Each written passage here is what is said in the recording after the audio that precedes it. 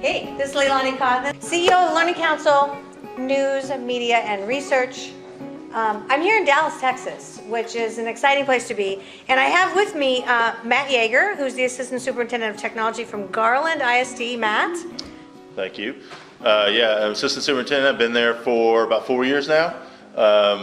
It's dynamic district. We're right in Dallas County area, second largest in Dallas County, right next to Dallas ISD. We have about 55,000 students, 72 schools, and we're about 80% eco-dis. So we have a lot of challenges based on our demographics, but we're excited. We're moving forward. We have great leadership there now, and so we're rocking and rolling. So happy to be here. Yeah, I've known you for a little while. Yeah. You were gracious enough to jet up here from Austin. You were down there doing something. Yeah. Just in time. On my break, we get to do a lot of conversations. Yeah, you're supposed to have vacation right now, and you came anyway. But this is what I like to do. Thank you so much. Thank you so much. All right, and then I also have, let me just introduce, coming back to you, Dr. Mike Mattingly, Associate Superintendent of Curriculum and Instruction, Denton Independent School District, and I will come back to you, and Dr. Robin Stout, who is the Senior Director for Digital Learning Department from Carrollton-Farmers Branch Independent School District, okay? So I'm gonna have you do a little brief intro, and then I'm gonna come back to Mike. Tell me about what your district doing and what you're doing. Okay. I am the Senior Director of Digital Learning, which is sort of, what was it, other duties as assigned? So, the catch-all. Yes, exactly. In the technology department at CFB-ISD.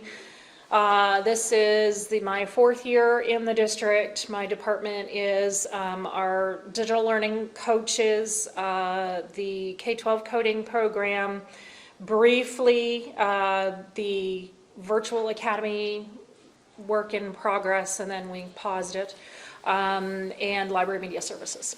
Love it. So it's not enough. I could give you more, but okay. Oh, sure. Yeah. Well, that's the other duties as assigned part. Yeah. And so our district has 25,000 students, and we are just north of Dallas. Love it.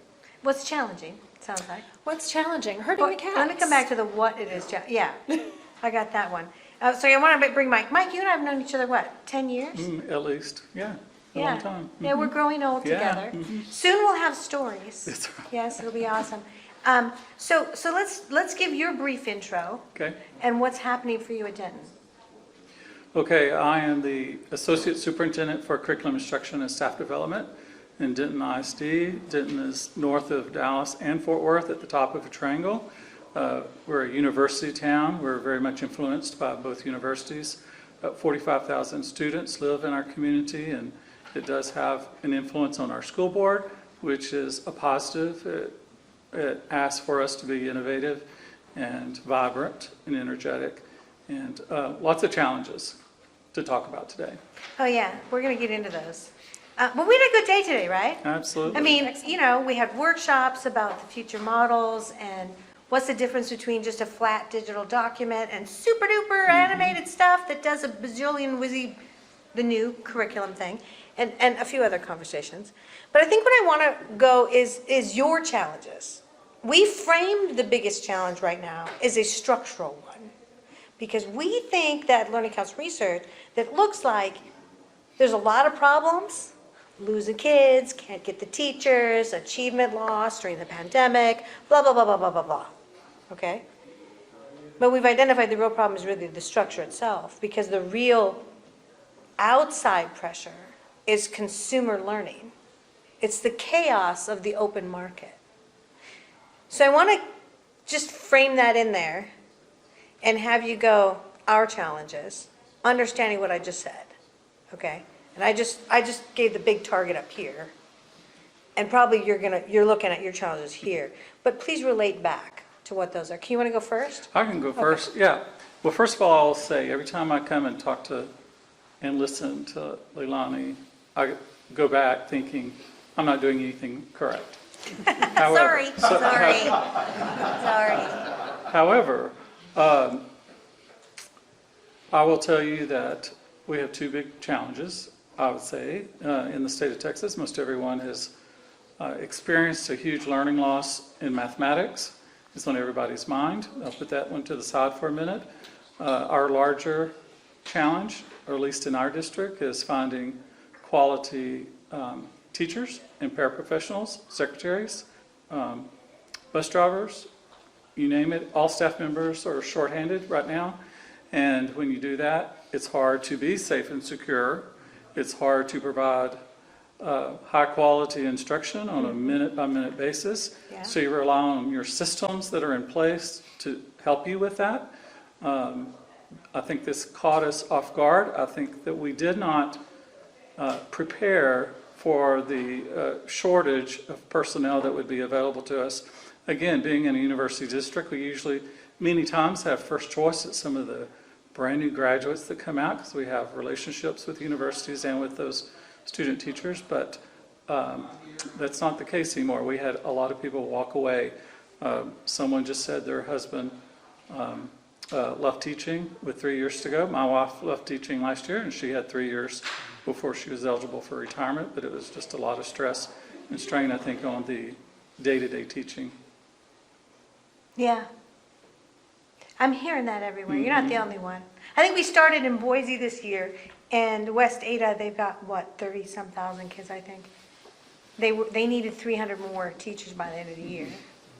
And then we landed in Indianapolis. We had a superintendent come, and she said she had to take some of the people out of food service and put them in busing. If she lost one more teacher during any week, she was going to have to shut the whole district down because equity, right? All kids must learn. That's how deep this is.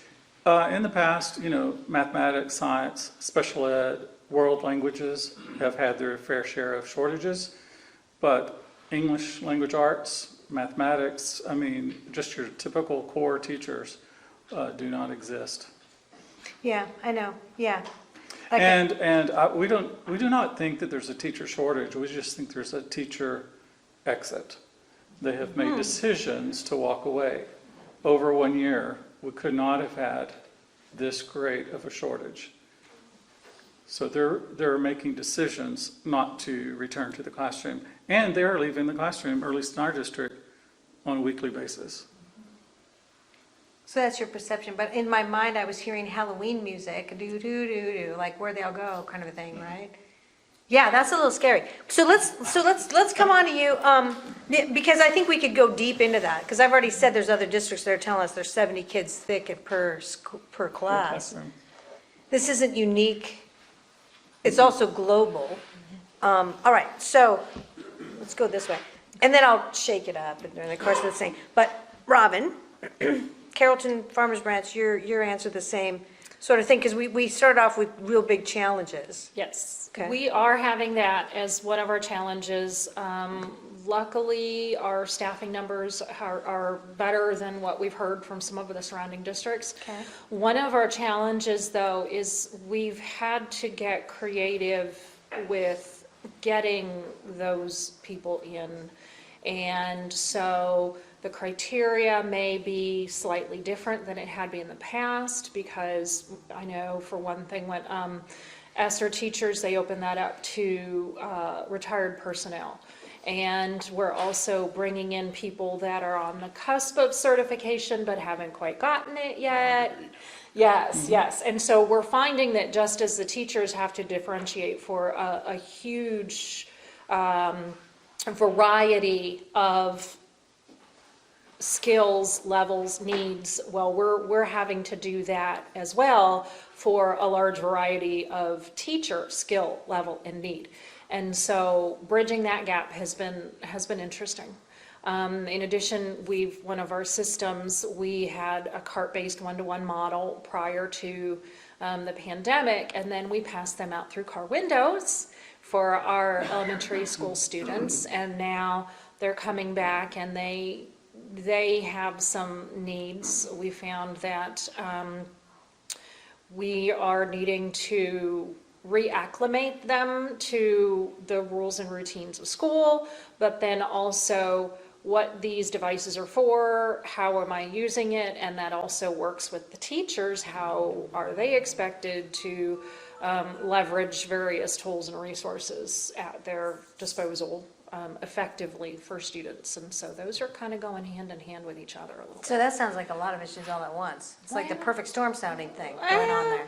Yeah, it's not quite that bad. Those are just things that we have to work through. Nothing's ready to explode quite yet, so. Lucky girl. We're Lucky doing girl. okay. Let's see how you're doing, Matt. Well, I mean, outside of all those other things, I think it boils down to, and I'm on the technology perspective, is, and I do this mostly, it's part of my job consistently, is change management. I mean, the biggest thing is that a lot of the teachers, and my wife's a teacher and she's not teaching anymore, because it's that change stress. It's not about the stress of the pandemic. Everyone's in the same boat. We all went through it. I think we all support each other that way. But it's that management of change of like, we all threw a lot of stuff at them within a week. Spring break, March hit, and we just threw stuff at them and said, you got to do LMS, you got to do online, you got to do this, and no one prepared them for it. And and they did it well. So I applaud everyone that does that, because you got thrown in the den and you survived. Yeah. But the thing is, we haven't come back around and supported that and taken away stuff. We kept moving forward, because with any bad situation, there's always good outcomes. In a sense, that's how I always think. Yes.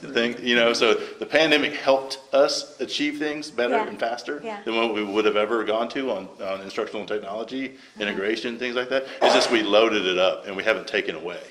And so those are some big challenges right now we're trying to figure out, is what resources can we start removing as we start focusing in on like our LMS instruction, and how do we do our digital learning, that piece, and say, how do we segment that into a smaller batch so that they're focused on that, other than I got to do this bit for this group and this bit for that group and have 15, 30 different systems. And so we're trying to minimize our systems and not have 100 systems out there. Yeah, selective Because retirement. curriculum, unfortunately, Yeah. I'm gonna bash on curriculum.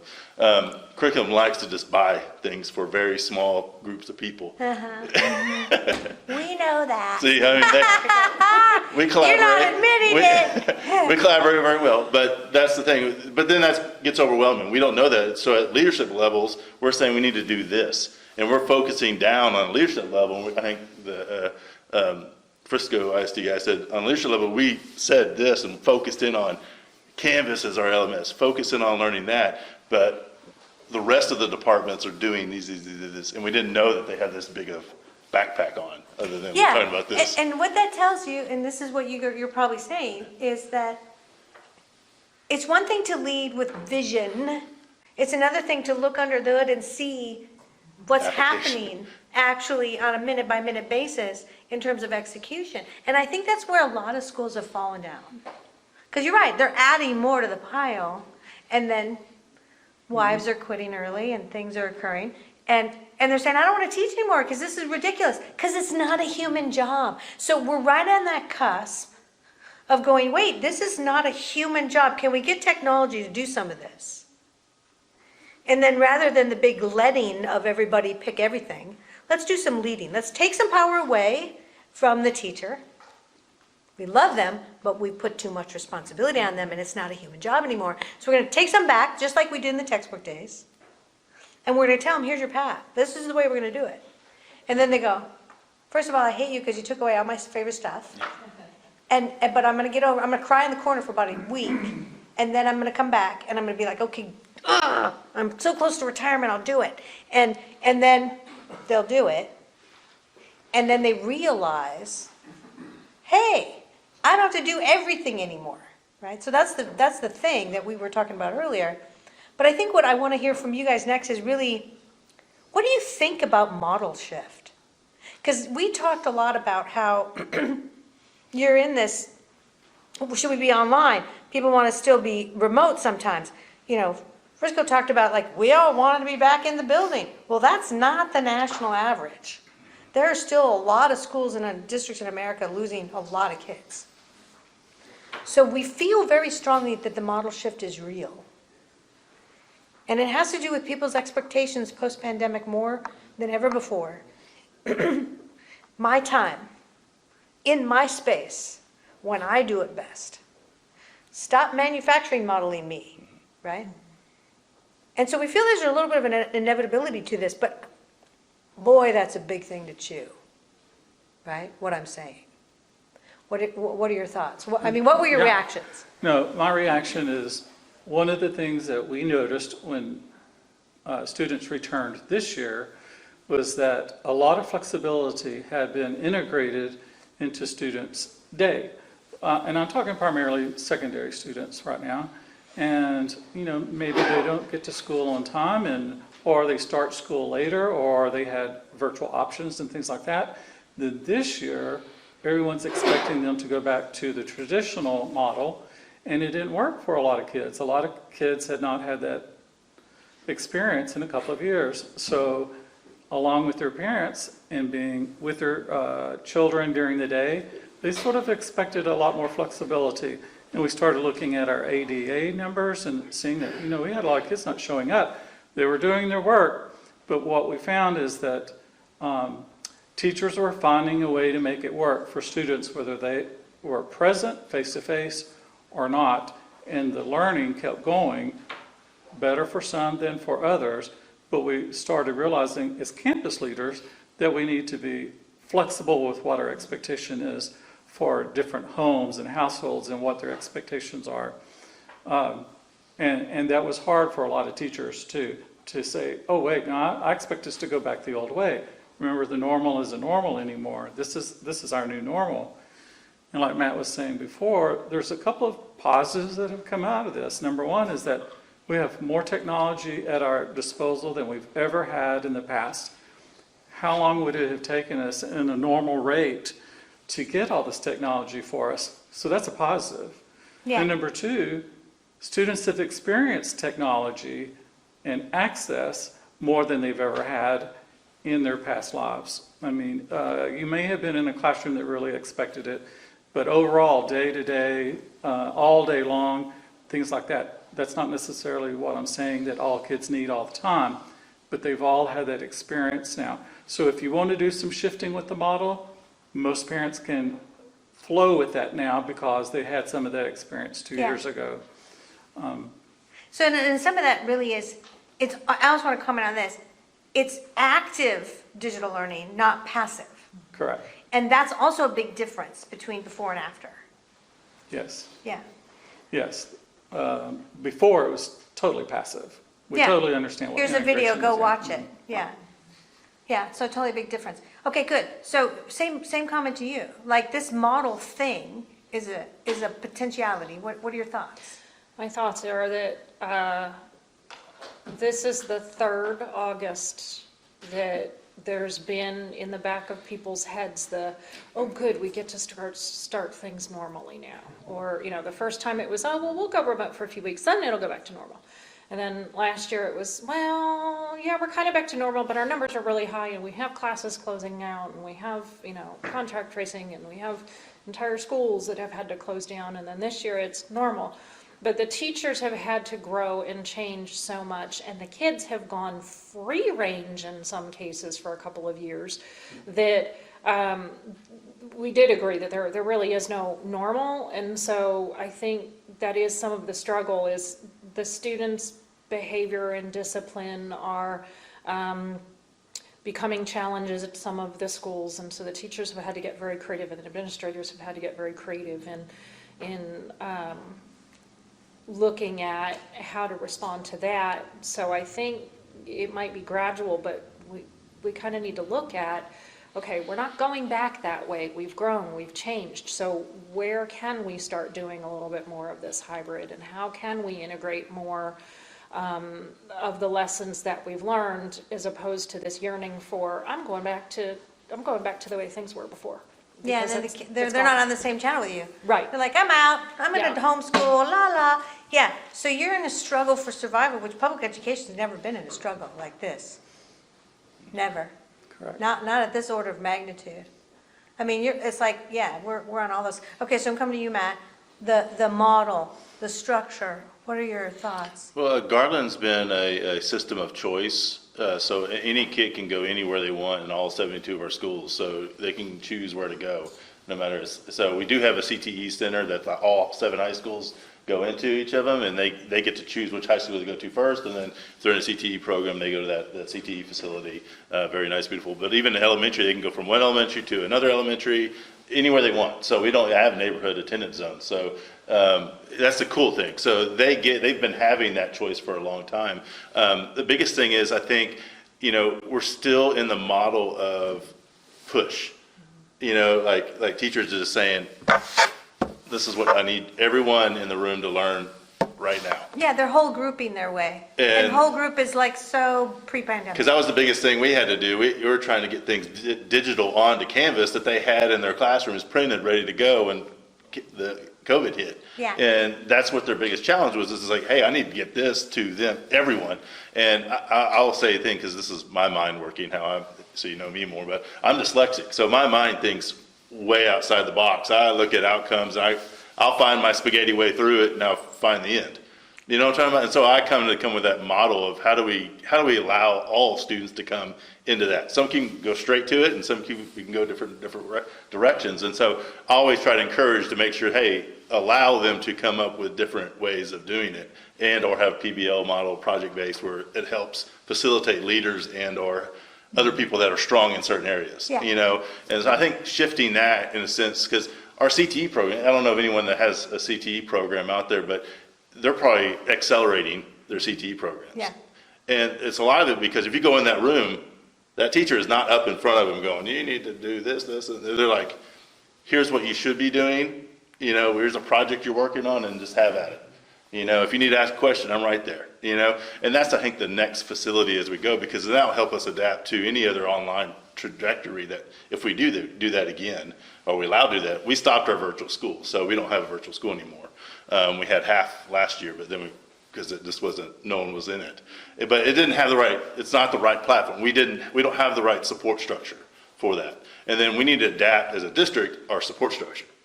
So it's not about just the teachers adapting, it's about the district adapting, and how do we support that type of model going forward, other than, we're facilitating and helping them go forward in that sense. I think I'm glad of that for you, because as we talked about earlier, I think the future is probably, it's not an either or, it's a new thing, right? It's not like I'm either going to be on an online, weird kid, never sees a teacher in my life, or I'm going to be always on campus. It's not an either or, it's a blend. And then this kid's like, Fridays I'm over here, and then this kid's, Thursday I'm over here. It's not what we think. And I think probably one of the biggest problems, and this is going to sort of round out the day, is there's been no one painting what it looks like exactly. I am very tired of hearing about the classroom of the future, because the classroom of the future is a classroom. Classroom doesn't solve it. It's been the same manufacturing line classroom forever. And we've just found out, and everybody else in America did, you can learn from anywhere. 50% of the kids learn better remotely. The other 50% curled up in a ball, and that's what happened. And we found out one really important thing. Every human's different. We took equity nuclear, right? And all of America understands that. So the model conversation is really a conversation about humanity. Like, we're at a seminal moment right now. And so as a leader, you got to lead teachers who are like, but I decorated my classroom. What do you mean you're going to take it away? And now everybody's going to be in a home rent. I decorated. So, don't give me an office. Don't make me wander around, right? They have a moment. It's emotional. What do you mean? I'm supposed to lecture. Don't you know I'm supposed to lecture? Right. Stop doing that, right? Stop doing that. Get them on the software, and then watch them, and Johnny just fell down, fix Johnny, right? There's going to be still some lecture, right? But stop trying to be everything to everyone. You're there to fix the humans. You're the human on the scene who can see the problems. That's what I need you to be human for.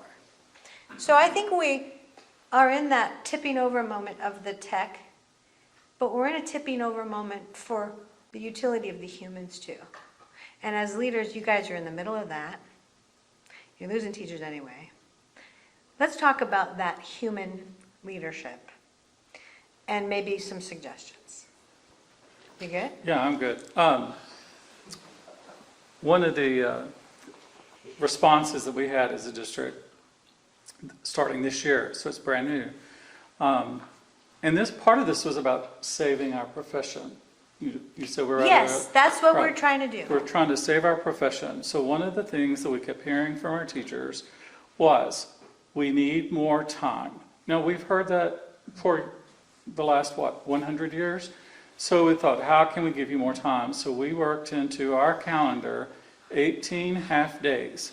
And I know a lot of other districts probably have done this. Now, what are we using these 18 half-days for? Well, the kids go home, but they operate as a professional learning community with certain broad but still specific intents during that time, which is, I'm glad to hear, because I'm going to take this back, tomorrow, that we're not working on the curriculum, we're working on strategy. We're working on, here's what we know about our kids in our classroom in fourth grade math or whatever, and here's how we need to teach and reach out to these kids, the ones that need more, the ones that are struggling or whatever. So that's how we're using our time. And so far we've had like 4 or 5 of these days already, and the teachers are reporting back, this is like really helping me get through the year.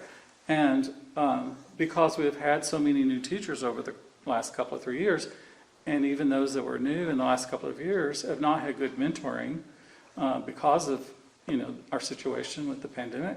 And so we have mentors in place, and now we have our 18 half days. So these are things that we're trying to, and we're telling parents this, because parents are not exactly willing to say, I'll take my kids for half days.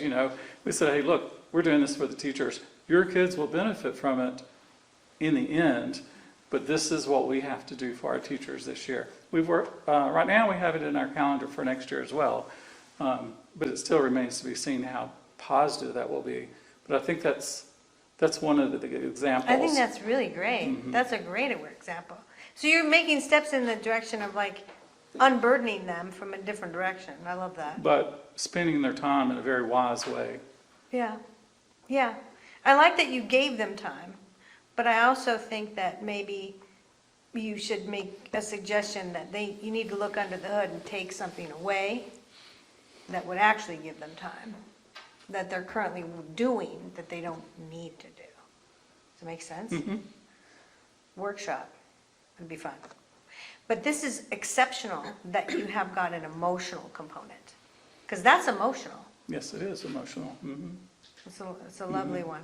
Okay, so coming to you. We'll hit all the same points, I'm sure. Let's do it. Okay, so we took a slightly different approach. It was a parking lot conversation actually that kicked it all off, and there were several folks from operations and technology talking about, it's been such a beat down, it's been such a challenge, it's been, what are we going to do? Because we noticed that there was a group of teachers that were thriving in this chaos. And Wow. they were saying, bring it on, I love the remote, I love this is awesome, this is great, I'm Holy I'm cow. trying new things, I'm going out there, I'm running with this. Don't give any names to these guys. No, right? Yeah, they'll get taken away. Yeah. But we were saying, the teachers that are excited, what can we do to help those teachers continue to move and grow, and then also to do offer some excitement. And so we created a program called Innovation Academy, and it is teamwork between operations, technology, and the teaching and leading. And we grew a group, or pulled together a cohort of teachers that are trying or want to break out of the typical systems approach to try something new in their classroom.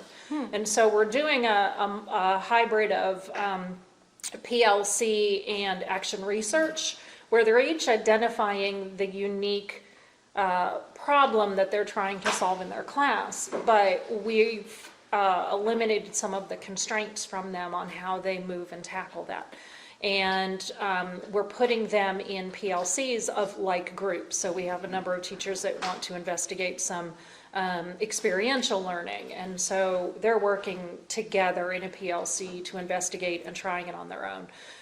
We have several that are working on flexible learning environments, and then some flexibility in curriculum through problem or project-based teaching and learning and things like that. And so they're each working on their own passion project, but it's a way to better connect with their students. It's all based on relationship building, and it's something that they're excited about, the kids are excited about, and just ways that they can uniquely address the challenges that they're finding in their classrooms. Yeah. I like it. I like it a lot. I like, because it sounds fun. Right. And anything that has an element of fun, I'm in. Well, and some I'm all of in. them are like, you mean I get to do this, but he can't? Yeah. You mean I don't have to go by those rules? I can bend them a little, I can move, or like, yeah, you can innovate within the box, let's have fun. I So, like it. I yeah. like it a lot. Okay. All right. So Matt, what are your thoughts on this whole like moment with the leading of the humans? Well, I mean, with the leading, we do a lot of segments a little bit. I mean, we've enhanced PLCs. We've made sure that they're not just doing the basic data dives and all that fun stuff, but actually looking at how we're looking at the whole classroom in Yeah, a yeah, sense. yeah. But, one of the biggest things, and it's not a sales pitch when I say this, but, Garland did increase its starting teacher pay to up to 60,000 and plus sign-on bonuses. So we have financial incentives that are helping enhance that moment. And as well as we gave them all brand-new tech. So every single room, and this is, I've only been there for 5 years, or 4 years, so they only had like a desktop in the classroom and a monitor. So I put dual monitors in their classroom so they have multiple screens to do multiple things on, and gave them a 2-in-1 flip laptop, brand new, that they can carry around, be mobile in the room so they can get up and do a lot of different things. And so all of our 5,000 teachers got brand new everything. Luckily, there was a lot of funding that came through, and we utilized it very well. But that helped kind of give them a little shot in the arm of encouragement, of innovation, to say, hey, you can do this, and you don't need a Chromebook, because every kid has a Chromebook. They all had Chromebooks to use, but like, you can do more and innovate more.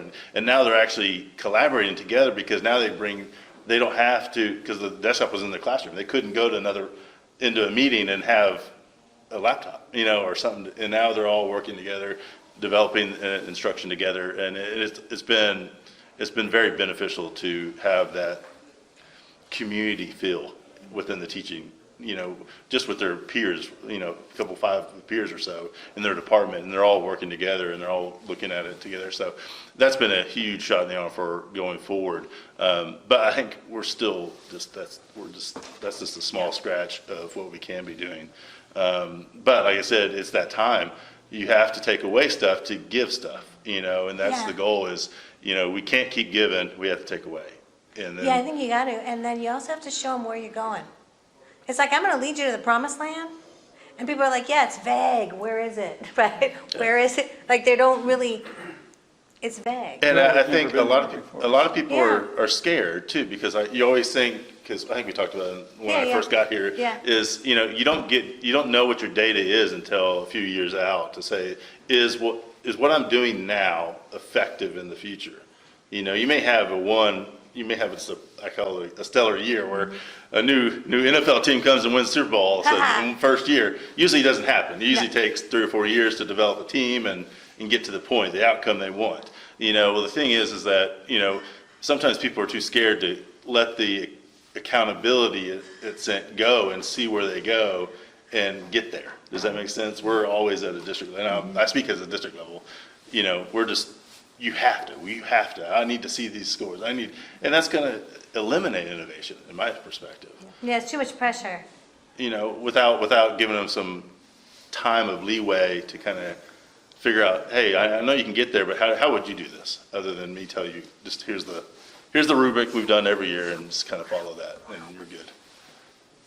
Yeah, this is interesting time. This is actually, if you look back at everything we just talked about, isn't this so exciting? It really is. Yeah. It's like, we're in a really tough time. I'm excited, right? Let's just be that way. I mean, we could also say this is really a tough time and be like really depressed. No, let's be super excited, right? We got to rise to the challenge. We got to go into battle here. Like, this is super, I know you are, and you are. Well, like I said, this is the perfect opportunity to really push.